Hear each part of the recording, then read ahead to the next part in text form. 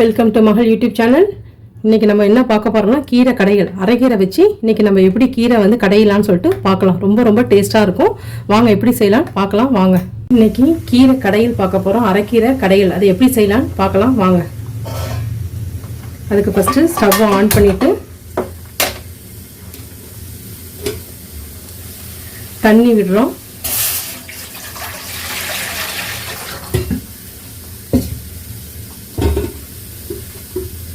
அதில் ஒரு 2 பல்லாரி, சரிங்களா, சின்ன பல்லாரி, 2 வெங்காயம்,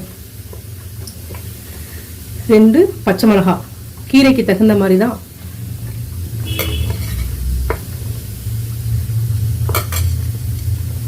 கொஞ்சம் பூண்டு,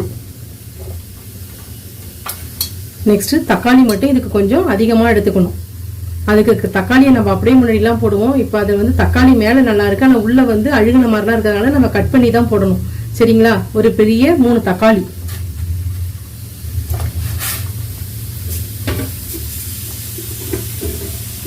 இதோட நல்லா வாஷ் பண்ணி வச்ச கீரை, அரைக்கீரை, இதையும் நம்ம அதில் சேர்க்கிறோம்.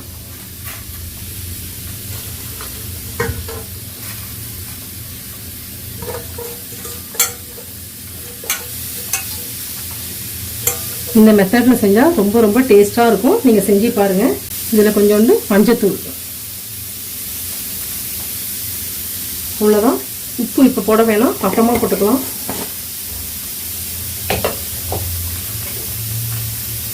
ரொம்ப சிம்பிளானதான், சீக்கிரம் செஞ்சிடலாம். வெங்காயம், தக்காளி, பச்சை மிளகா, பூண்டு, கீரை போட்டு நம்ம வேக வைக்கிறோம்.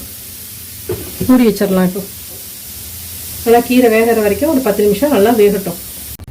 இப்போது நல்லா வேகுது பாருங்கள். இன்னும் 5 நிமிஷம் நல்லா வேகட்டும். இப்போ கீரை வெந்துச்சான்னு பார்க்கலாம். இங்கே பாருங்க, நல்லா வெந்துருச்சு, சரிங்களா. இதை நம்ம வடிகட்டி எடுத்துக்கலாம்.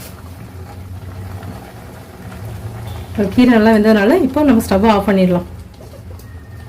இப்போ நம்ம ஸ்டவ்வை ஆஃப் பண்ணிட்டோம். ஆனால் இது ஒரு 5 மினிட்ஸ் வந்து அப்படியே மூடியே வச்சிடலாம், சரிங்களா. உடனே எடுத்து நம்ம அரைக்க வேண்டாம், சூடும் ஆறணும். கொஞ்சம் நேரம் அப்படியே இருக்கட்டும், அப்படியே விட்டுருங்க.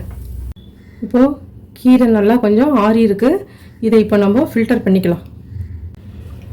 இப்போ இதில் அப்படியே வந்து வடிகட்டிடுறோம்.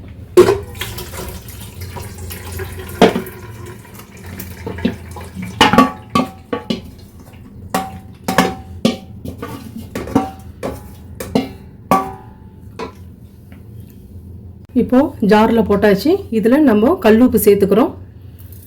போட்டுட்டு இப்போ இதை நம்ம அரைச்சிட்டு வந்துடலாம். கீரை அரைச்சிட்டு வந்துட்டோம். இதை இப்போ நம்ம தாளிக்கலாம்.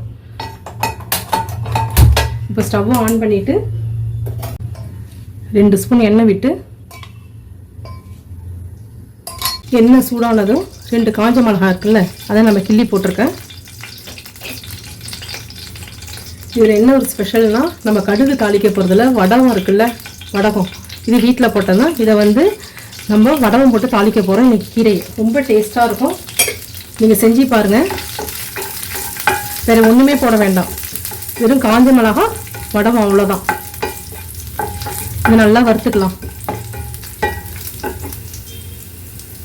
கொஞ்சோண்டு பெருங்காயம்,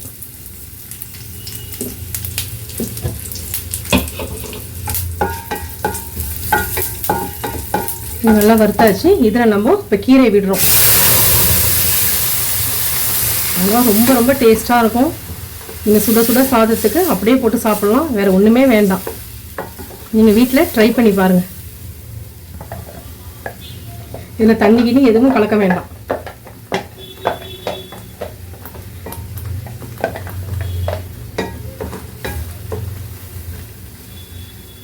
அவ்வளோதான், கீரை கடையல் ரெடி. அரைக்கீரை வச்சு இன்றைக்கி செஞ்சுருக்கோம்.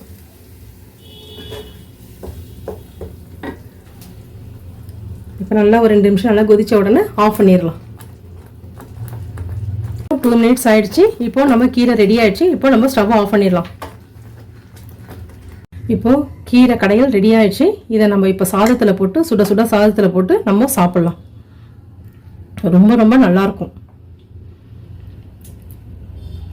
சூடாக இருக்குது, அதனால் நான் ஸ்பூனாலே பிசைஞ்சிடுறேன். ரொம்ப ரொம்ப டேஸ்ட்டாக இருக்கும். நீங்களும் சாப்பிட்டு பாருங்கள், பசங்களுக்கு செஞ்சு கொடுங்க. பிடிச்சிருந்தா லைக் பண்ணுங்கள், ஷேர் பண்ணுங்கள், சப்ஸ்கிரைப் பண்ணுங்கள். தேங்க்யூ.